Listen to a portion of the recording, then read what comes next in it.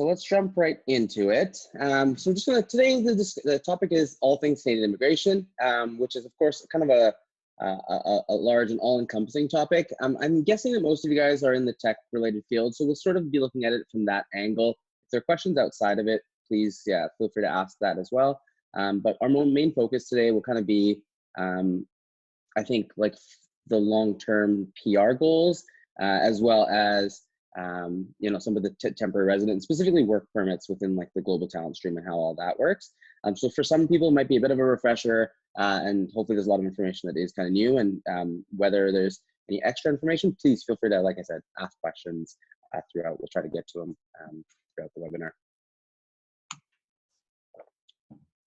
All right, quick introduction is going to be our agenda here. So introduction, and we'll kind of talk about why Canada and why we're looking at hiring different folks from across the world. Then we're going to look at navigating Canadian immigration programs, specifically with PR, and what those look like, and then kind of how the global talent stream ties in with work permit processes, the actual application process, and what kind of documents you might need to get ready, followed by what it looks like for your family with this process, and then we'll go through some questions. We'll also maybe take a little time right after the PR section to kind of have some discussion regarding some of the questions you may have around PR fit into it. So yeah, all right, let's kind of see why Canada's looking for people like you.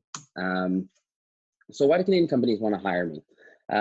You may already know Canada's tech division is really growing.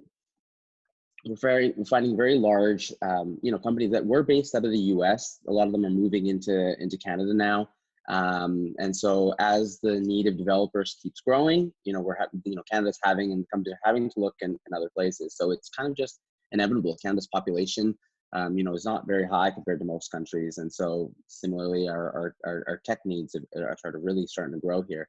And so if you're in the positions of that, it's a really it's a great place to sort of come to, because we're kind of in dire need of them right now, and I think this is going to just continue to grow as we sort of see the potential here. It's huge in Canada right now, so that's kind of the big reason that Canadian companies are making this push. And kind of as you'll see through the webinar, the Canadian government is also on board and understands this issue, and so that's why they've also put in a lot of programs that will help expedite the process for companies and for you. So we'll get into that with the global talent stream a little bit. All right, so let's just talk about Canadian immigration a little bit, just an overarching view here.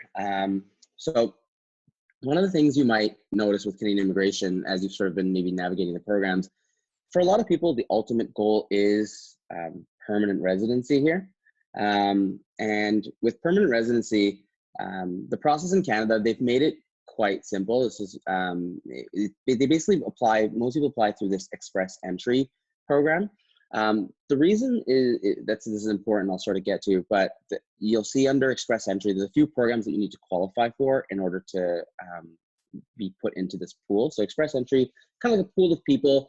You'll have a score that you have there. Typically, the current scores are, around 470, 475, as you probably some of you might know already. But as you play a place in that pool, you sort of need to qualify for one of these programs down here. So this is Federal Skilled Worker Program, Canadian Experience Class, Federal Skills Trade Program, and this is PNP, which we'll discuss a little bit as well.